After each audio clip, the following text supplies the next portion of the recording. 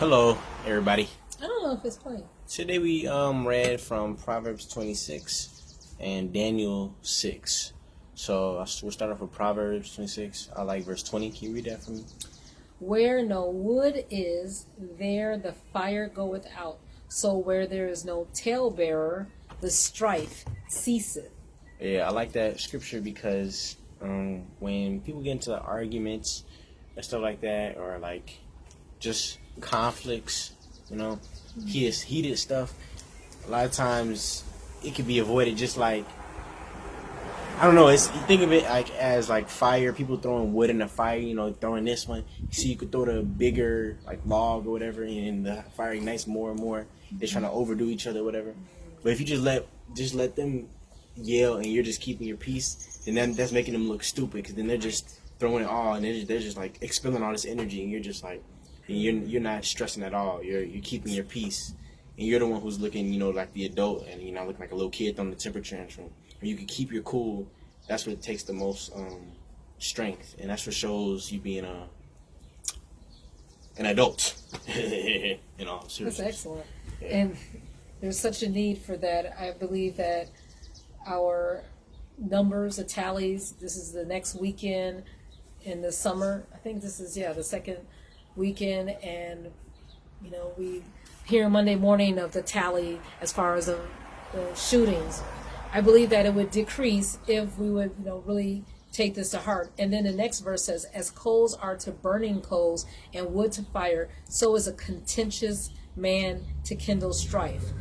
And the other version says, as charcoal fuels burning coals and wood fuels fire, so a quarrelsome person fuels a dispute.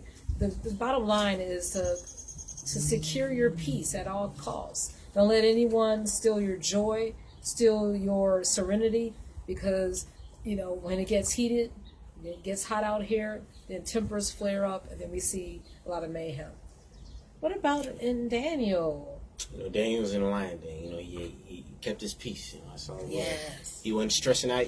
If Daniel not even stressing out about lions around him, there's no reason you should be stressing out about the traffic or I don't know, like how many hours you get on your job or the next paycheck. Like, come on, he was faced with death and he didn't even sweat. Like, he might have sweated, but he wasn't even stressing. He didn't fear at all. So there's no reason you should be fearing about nothing going on in your life right now.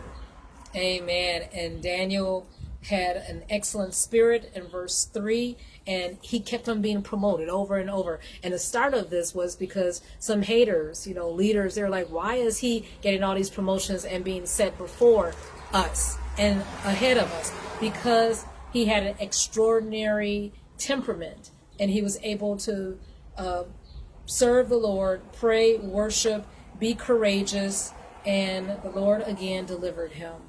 And he prospered. It says in verse 28, so this Daniel prospered in the reign. And then that was Darius' reign, and then Cyrus' reign, and he prospered in Nebuchadnezzar's reign. So just so many administrations. And the Lord wants his people to be placed so that we could be in leadership positions, having an excellent spirit, being patient, being of peace, having discernment, keeping our cool, and making impact out here, especially your generation. Anything else, son? All right. Have a wonderful evening serving the Lord and keeping your cool. All right, good night.